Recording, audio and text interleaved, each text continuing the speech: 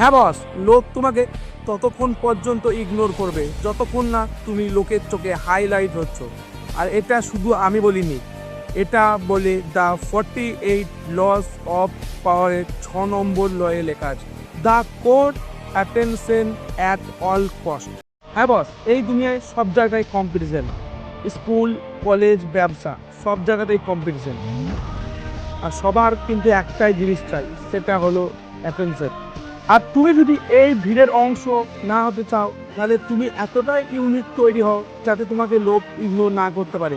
তুমি যেন অটোমেটিকলি সবার নজরে আসতে পারো।